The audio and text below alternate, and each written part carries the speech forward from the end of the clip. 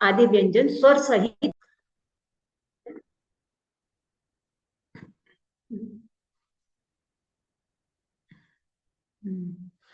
स्वर सहित होते हैं तो इनको व्यंजन कहा।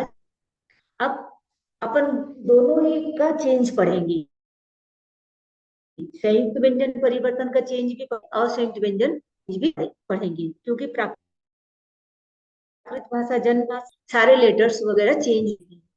तो परिवर्तन के तीन टाइप्स है ना, थ्री टाइप्स ऑफ असंयुक्त व्यंजन परिवर्तन की।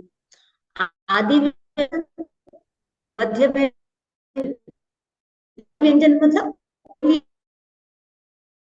वर्ड का फर्स्ट परिवर्तन होता है उसको आदि व्यंजन। उसके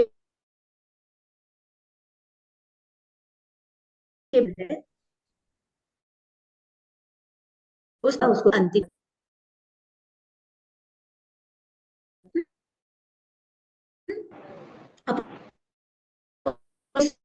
सूत्र दिया है व्यंजन परिवर्तन के लिए। सूत्र है बादौ, शब्द के आदि में होने वाले न का न हो है, शब्द के आदि में होने वाले न का न हो जाएगा।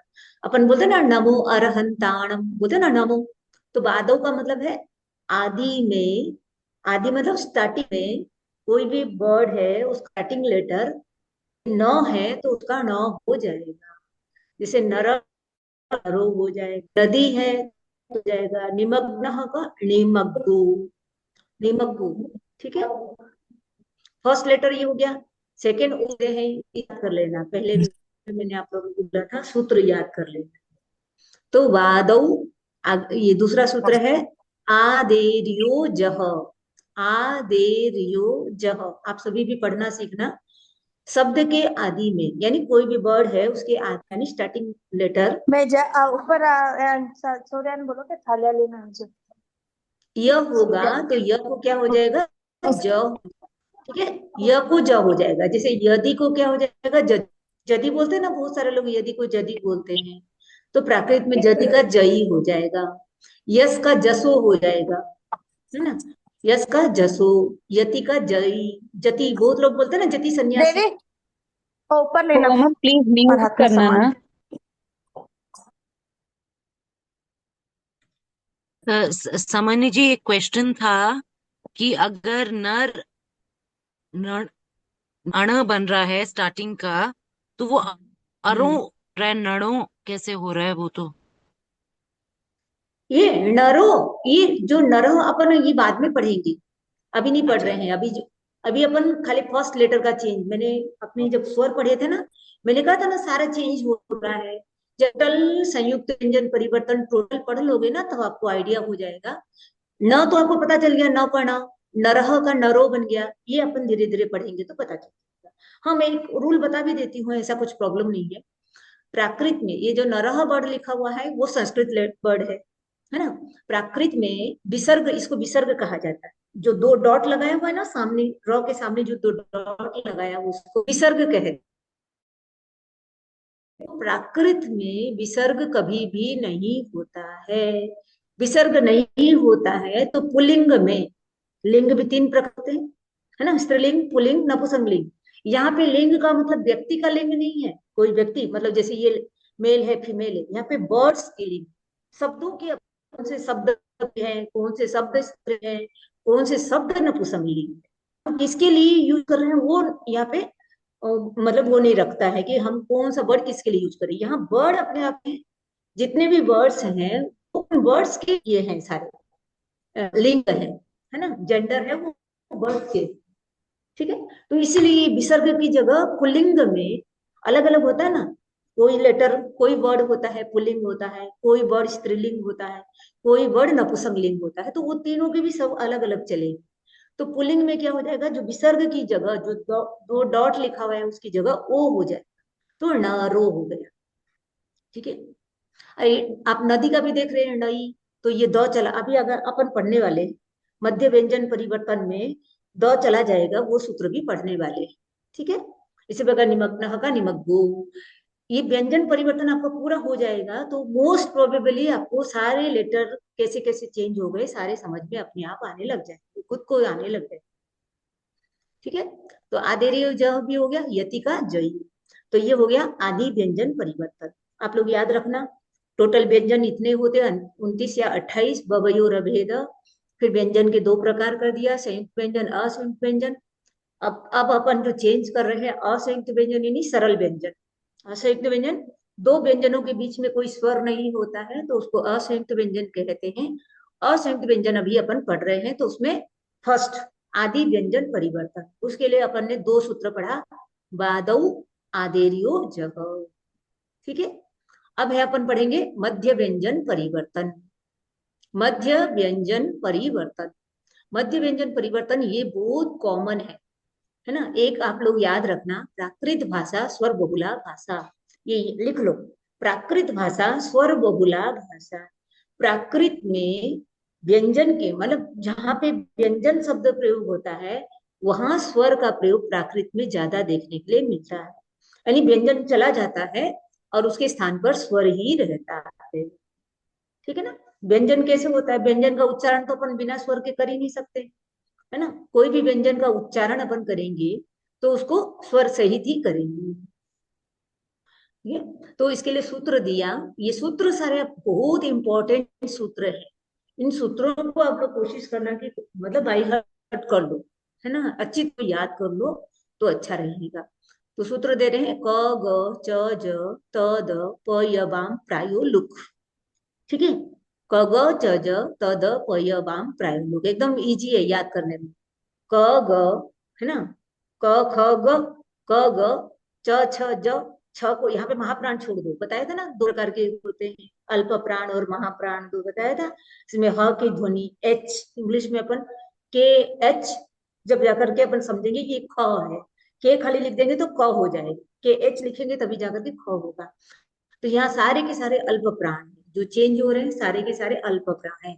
क ग च ज त द प य वाम, कितना इजीली प्रोनाउंस हो रहा है, कितना इजीली प्रोनाउंस हो रहा है, क ग च ज त द प य वाम प्राय लुक।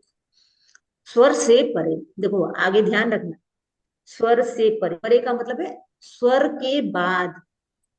हम्म, अनादिभूत, अनादिभूत का मतलब है स्टार्टिंग लेटर नहीं होना चाहिए। तो क के व्यंजन पढ़ रहे हैं, का परिवर्तन व्यंजन पढ़ रहे हैं तो स्टार्टिंग लेटर के क ग च ज द प य का लुक नहीं होगा और असंयुक्त होगा। दो व्यंजन परस्पर में संयुक्त होगा, ये सूत्र काम नहीं करेगा, यानी अकेले अकेले होंगे। क अकेला है, च अकेला है, ज अकेला है उसके। ठीक है, तो स्वर से परे यानी स्वर के बाद में, जैसे अपने पास एक वर्ड है, एक वर्ड है तो उसके पहले वाले लेटर में कोई स्वर वाले व्यंजन का लोप होगा। समझ में आया आप लोगों को? जैसे उदाहरण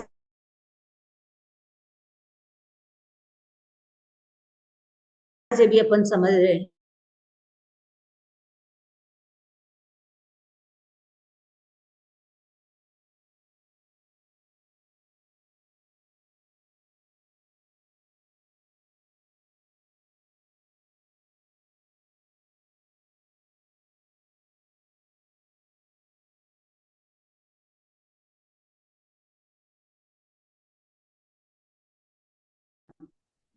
ठीक है ना, चला जाएगा। तो लो कह में से क चला गया, बच गया अ, तो लो अ। और जैसा कि मैंने बताया था विसर्ग नहीं होता है ना, दो डॉट विसर्ग नहीं होता है, तो ओ आ गया तो लो ओ। लोक को प्राकृत में क्या बोलेंगे, लो ओ। ठीक है, समझ में आया? इसी प्रकार क का उदाहरण दे रहे हैं, न गरम, न गरम का इसमें न को न भी करेंगे, इसमें नहीं किया है ये ना, कुछ कुछ टाइपिंग के टाइम में मिस्टेक हो गया और ये रिकॉर्डिंग में भी रह गया और इसमें भी रह गया है, पीडीएफ में भी रह गया है। न को भी हम न कर देंगे, अभी पहले वाला पढ़े थे ना अपन, आदि में स्थित न को न करने का, तो उसको न कर देंगे।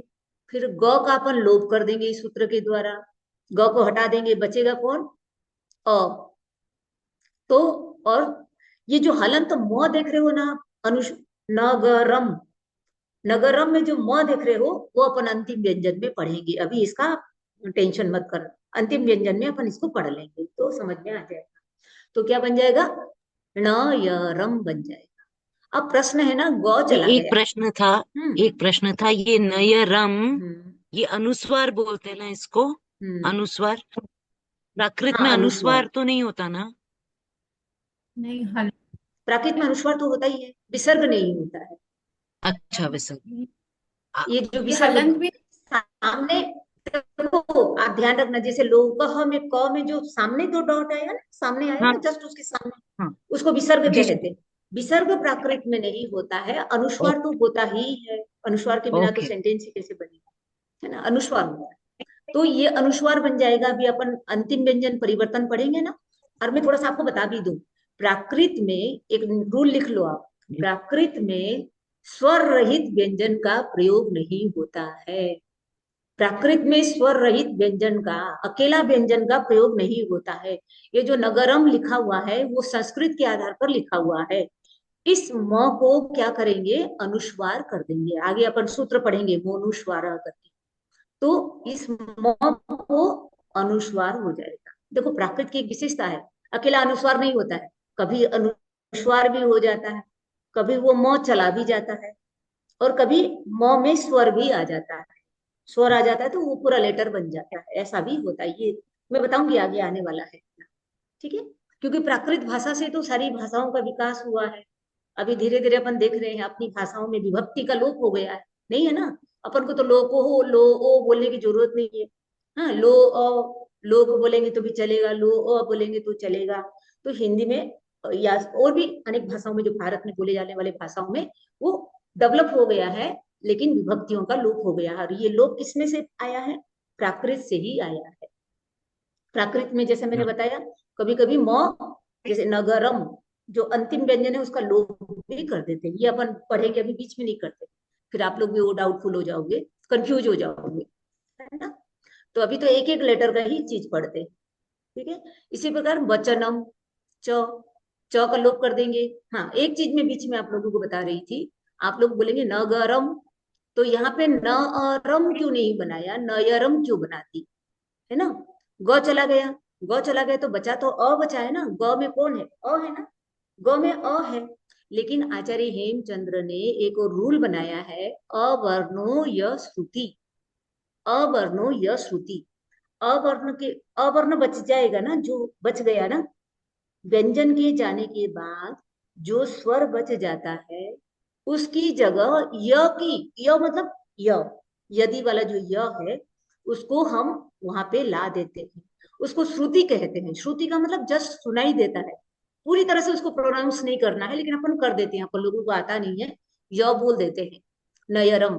तो वहां पे पहले ऐसे उच्चारण करते थे, नयरम, नयरम, य। जैसे इंग्लिश में कई सारे वर्ड्स होते हैं ना, कोई सारे लेटर्स होते हैं जिसको पूरी तरह से यू मतलब उसका प्रोनाउंस नहीं करते, हाफ करते हैं।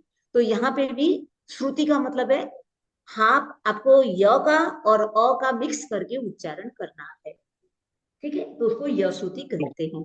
ये ना, ये क्या हुआ, आगे चल करके आगमों में नहीं था य, और आप अभी भी आगमों में देखेंगे, जैन आगमों में देखेंगे, जो पहले वाले जो सारे जितने भी, चाहे दिगंबर साहित्य है, श्वेतांबर साहित्य है, जितने भी प्राचीन जो है, उनमें ये नहीं मिलता है, ये बाद में आया। और आचार्य हेमचंद्र का समय भी आप जानते हैं 12वीं शताब्दी, और है ना, 12वीं शताब्दी। उस दिन भी मैंने बताया था कि आचार्य हेमचंद्र का समय लगभग 12वीं 11वीं साढ़े मतलब 12वीं शताब्दी लगभग है, ठीक है। तो उस समय क्या हो गया था, धीरे धीरे धीरे धीरे भाषा का विकास हो गया था, और लोग उच्चारण में ना थोड़ा अ की जगह य का उच्चारण, एक दिन मैंने आपको बताया था ना, अलग अलग जगह में सब उच्चारण अलग अलग करते हैं।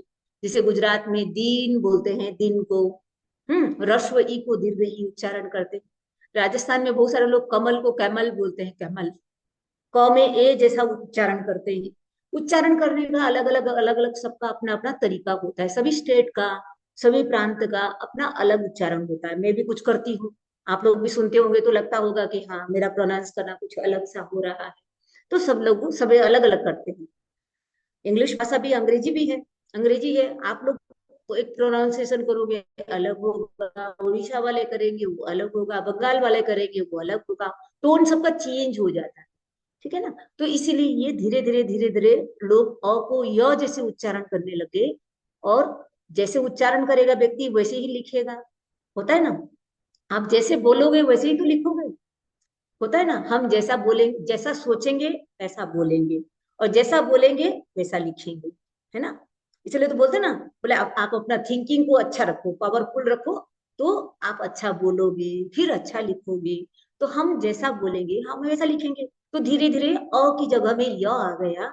तो साहित्य में भी तो लिटरेचर जब लिखा गया, मान लीजिए अभी मैं कुछ लिटरेचर लिख रही हूँ, तो मेरा जो टोन है, या मैं जैसे उच्चारण कर रही हूँ, या मुझे जैसे अंडरस्टैंडिंग हो रहा है, मैं उस साहित्य में उस चीजों को ले आऊंगी।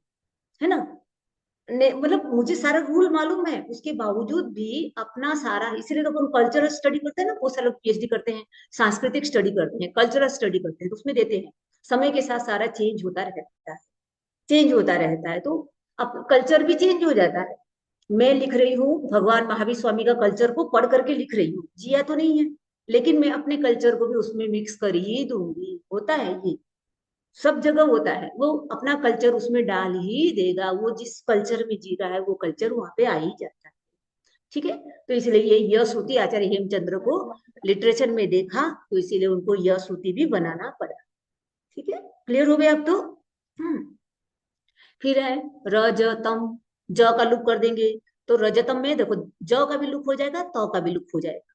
कगज छज सूत्र से च और ज दोनों ही, ज और त दोनों ही लुक हो जाएंगे, और दोनों ही जगह य आ जाएगा, तो क्या बन जाएगा, र य यम बन जाएगा। महाराजा फिर मथे में हाँ, य ही क्यों आता है, मतलब वो थोड़ा कंफ्यूज हो रहा है। ये य मिलता है इसलिए य की श्रुति कर दिया, वो अ में य जैसा उच्चारण करते हैं बहुत सारे लोग। है ना। उस समय अच्छा। में जिस समय पे य आया प्राकृत में, उस समय लोगों ने अ के स्थान पर य, पूरा य नहीं है, अभी मैंने बताया ना, य की लगभग सुनने में थोड़ा य जैसे लगता है, लेकिन लिखने में तो अपन को य तो लिखना ही पड़ेगा ना। हाँ हाँ जैसे र य यम ऐसे बोलेंगे, र य र य यम नहीं बोलेंगे, र य यम ऐसे, हाँ हाँ। थोड़ा सा वो श्रुति होएगी। ठीक है ना, ये तो चेंज हो जाता है। अ भी आता है ना प्राय श्लोक में, हाँ, प्राय में अ भी आता है। और ये भी आता है। हाँ, ओके, मैं और समझ गई। जैसे अभी मैंने बताया ना कि आगमों में हर जगह य नहीं आता है, आगमों में नहीं हम्म। आता है, प्राचीन किसी में भी, प्राचीन जो है उनमें य नहीं आता है, वहां अ आएगा, या फिर बिना बिना यानी व्यंजन, लोक का लोक ही आएगा, लोक का अच्छा। लोक ही आएगा। है ना। ओके। क्लियर हुआ, अब क्लियर हुआ। हाँ हाँ। ओके। तो फिर त का लुक कर देंगे, लता का क्या बन जाएगा, किसी का नाम लता है तो उसको प्राकृत में क्या बोलेंगे, लया, लता का लया, लया। गदा का गया, गदा, गदा होता है हनुमान जी का गदा। गदा को गया हो जाएगा। रिपु, रिपु यानी शत्रु, रिपु प चला जाएगा, ऊ बच जाएगा। है ना। और ये जो दो डॉट है उसकी जगह ऊ, छोटा ऊ था ना, देखो रिपु में ऊ छोटा था, रश्व ऊ था, ये दीर्घ ऊ लिखा हुआ है, विसर्ग की जगह दीर्घ ऊ हो जाएगा, तो रियू बन जाएगा, रियू यानी शत्रु। बट ये ठीक है। लता गदा रिपु ये सब तो अंतिम व्यंजन हो गया ना, लास्ट वाले व्यंजन ना। बोलो। नहीं नहीं नहीं नहीं, अंतिम व्यंजन नहीं है, अंतिम व्यंजन कहते हैं जो बिना स्वर के अकेले होते हैं, ये अंतिम व्यंजन नहीं है, लता में किसी में भी अंतिम व्यंजन नहीं है ये। अंतिम व्यंजन का मतलब होता है स्वर रहित व्यंजन। हाँ, अच्छा प्रश्न किया ओके। आपने। है ना। हाँ, बिकॉज जो मुझे स्वर लगा वो रहित लास्ट व्यंजन होता वाला है। वर्ड व्यंजन, हाँ वैसे सोचा मैंने। हाँ, जैसे बचनम में जो म है ना, इसको कहेंगे अंतिम व्यंजन। नगरम में जो म है उसको कहेंगे अंतिम व्यंजन। लावण्यम में ओके। जो म लिखा हुआ है उसको कहेंगे अंतिम व्यंजन। ठीक है। ये ठीक। जैसे लता गदा, गदा में क्या है, द है, द प्लस आ, गदा आ। बना है ना। लता में त प्लस आ मिल करके ता बना है, लता बना है। तो इसके बाद आ है तो इसको अंतिम व्यंजन नहीं कहेंगे। क्लियर हुआ आपको। तो जैसे गदा हाँ में द ठीक। भी व्यंजन है ना, तो हाँ, मतलब आ क्या जोड़ के ता बनाए तो आखिरी नहीं हुआ क्या? आपकी आपकी आवाज बराबर नहीं आई, मुझे समझ में नहीं आया। गदा में जैसे द हम्म, आखिरी व्यंजन है ना। हाँ, द आदि व्यंजन है, और द में आ गया तो वो व्यंजन और स्वर सहित गया बन गया। हाँ, बिल्कुल सही है। द आदि व्यंजन है। व्यंजन तो सारे अपने आप में अकेले ही होते हैं, आधे ही होते हैं, व्यंजन तो सारे के सारे आधे होते हैं। जब स्वर आ जाता है तब व्यंजन पूरे होते हैं। एकदम आपने सही पकड़ा है, ठीक है ना। व्यंजन सब अपने आप में आधे ही होते हैं। मैंने स्टार्टिंग में बताया था ना, सारे व्यंजनों को एक साथ मिला देंगे ना, तो भी हम व्यंजन का उच्चारण नहीं कर सकते हैं बिना स्वर के। सारे व्यंजन भी मिल जाएंगे ना, पूरे सारे, क ख ग घ ग च च ज ज सारे मिल भी जाएंगे तो उसका उच्चारण नहीं हो सकता है। हम सिर्फ लिख सकते हैं, बोल नहीं सकते हैं। जब उनमें स्वर आएगा तभी हम उनको बोल सकते हैं ना। क अभी बोल रहे हैं तो क में अ है तभी अपन बोल पा रहे हैं, ख में भी अ है तभी अपन बोल पा रहे हैं। तो इसी प्रकार गदा में गद, गद हो जाएगा, गद। द हलंत हो जाएगा, आ मिल गया तो गदा। क्लियर हुआ? ठीक है। फिर य, वियोग, वियोग, वियोग हो जाता ना, तो उसको क्या बन जाएगा, य का भी लोप हो गया, ग का भी लोप हो गया, तो बी ओ बन गया। ठीक है। इसमें य नहीं आएगा, देखो इसमें य नहीं आएगा, क्योंकि बी में बी है ना, बी में ई है। ई होने के कारण यहाँ पे बी योग नहीं होगा, बी ओ हो जाएगा। ठीक है। जैसे मैं आपको बताती हूँ, गदा, लता, रजतम में जो अपन य लाए, वो इसलिए लाए, रजतम में र में अ है, लता में ल में अ है, गदा में ग में अ है। अ या आ के बाद, एक रूल याद रखो, अ या आ के बाद अ या या आ शेष रहेगा तो ही य आएगा, अदरवाइज लगभग लगभग, कभी कभी हो जाता है, प्राकृत भाषा जन भाषा है, तो कभी कभी यह हो भी जाता है, लेकिन जनरली यह नहीं होगा। रूल पता चल गया आप लोगों को सबको? क्या मैंने एक बार पहले वापस लेटर में, रिपीट करेंगे? हाँ, जैसे पहले लेटर में अ या आ होगा, और बचा हुआ जो लेटर भी अ या आ रमनी जी ये 10 मिनट में बंद हो जाएगी अब लिंक। होगा, अब 10 मिनट है। तो ही यह आएगा। हाँ, टाइम पूरा हो रहा है ना। क्लियर हुआ? नहीं हुआ तो कल करेंगे, थोड़ा सा आज पढ़ लेते हैं, है ना, तीनों। इसी प्रकार लावण्यम का लायन्यम बन जाएगा, यह श्रुति हो जाएगा। हाँ, मध्य व्यंजन परिवर्तन का, और मध्य व्यंजन परिवर्तन ना जल्दी पूरा नहीं होगा, थोड़ा चलेगा। मध्य व्यंजन परिवर्तन अपने आप में प्राकृत में बहुत है, बहुत है। इतना समझ में आ गया ना आप लोगों को? जैसे लावण्यम में ल में स्थित आ है, इसीलिए ब चला गया, भगवत वजह से ब चला गया, य आ गया, तो य आ गया अवर्ण य श्रुति से, क्योंकि ल में आ है, तो लायन्यम बन गया। ये लायन्य, न्य का न कैसे बना, ये अपन संयुक्त व्यंजन परिवर्तन में पढ़ेंगे। ठीक है ना, समझ में आ रहा है ना आप लोगों को? हाँ, हम्म। एक डाउट जी था, सर। जैसे सर्ग हाँ, नहीं रहती है प्राकृत में, तो उसकी जगह ओ हम्म। आएगा क्या? ओ पुलिंग में तो ओ देखो, अलग अलग है, शब्द होते हैं ना, शब्द हाँ। अकारांत होते हैं, इकारांत होते हैं, उकारांत होते हैं, स्त्रीलिंग होते हैं, पुलिंग होते हैं, नपुंसकलिंग होते हैं।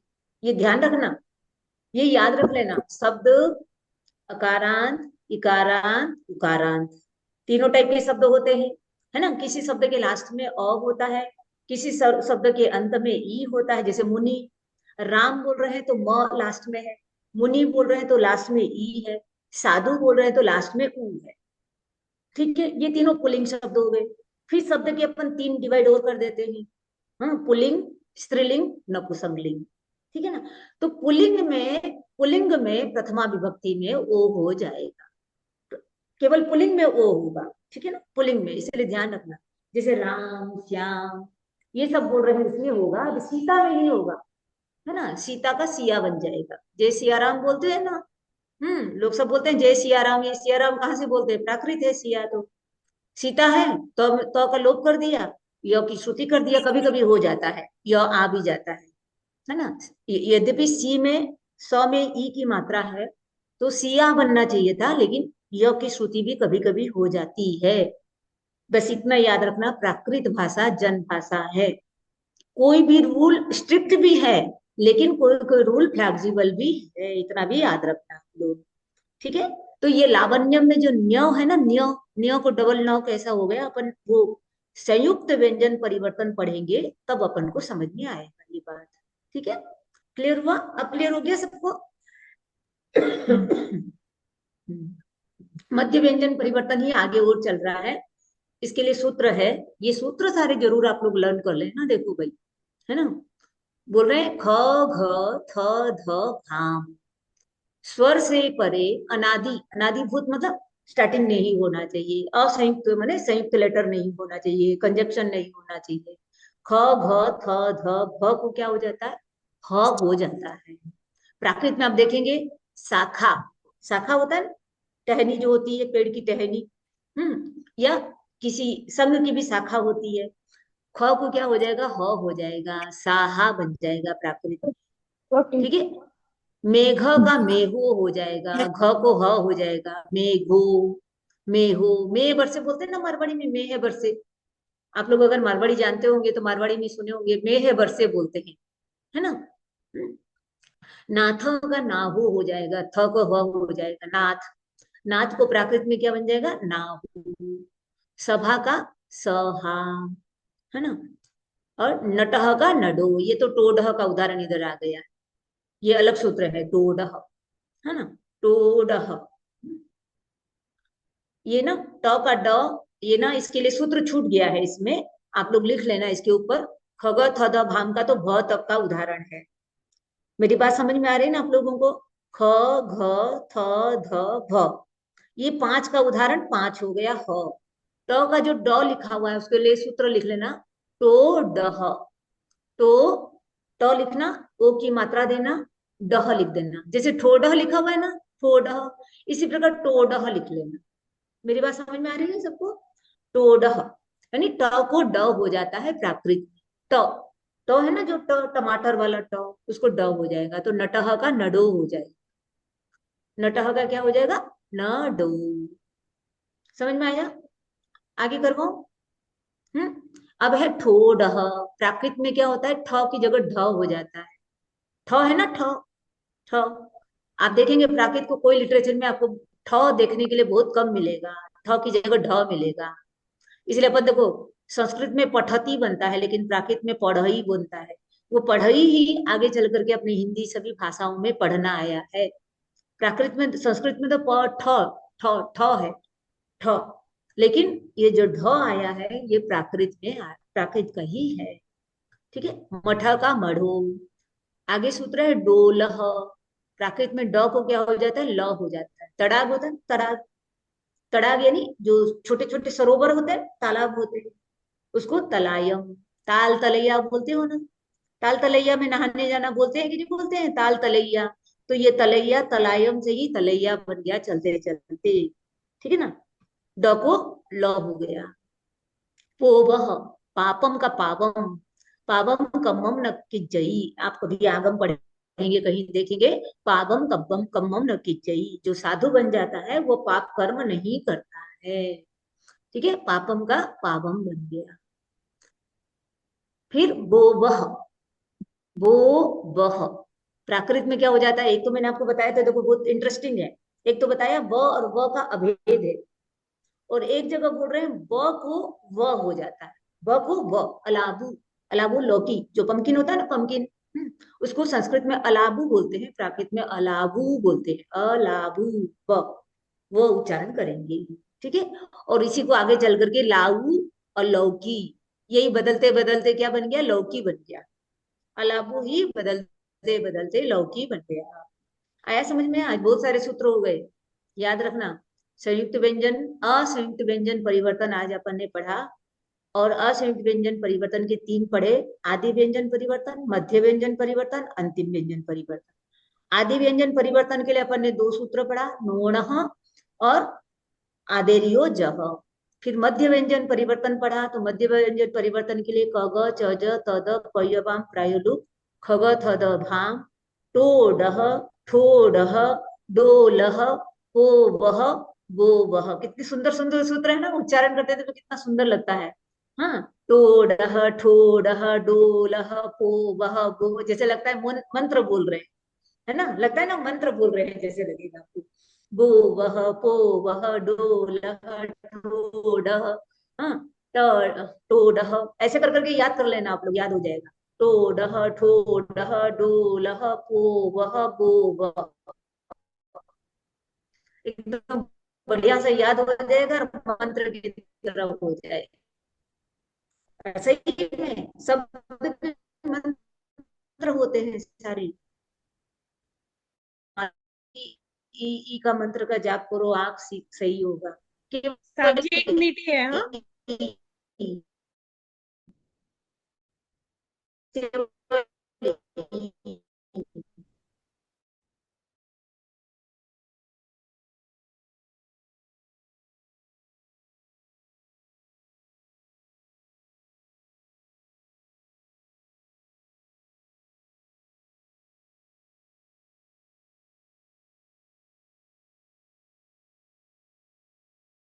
इतने सारे वर्ड आ रहे थे, इतने सारे वर्ड आ रहे थे, है ना, इतने सारे वर्ड जो अपन डेली रूटीन में यूज करते, डेली रूटीन में यूज करते। तो ऐसे देखने के लिए मिलेगा धीरे धीरे धीरे धीरे। ठीक है, तो आप लोग भी ऐसे ही मजे से पढ़ना, प्राकृत को सीखना, अच्छा लगेगा। ओम अरहम। ठीक है, जय और जिनेन्द्र। किसी को कुछ पूछना होगा तो बता देना कल, फिर आगे और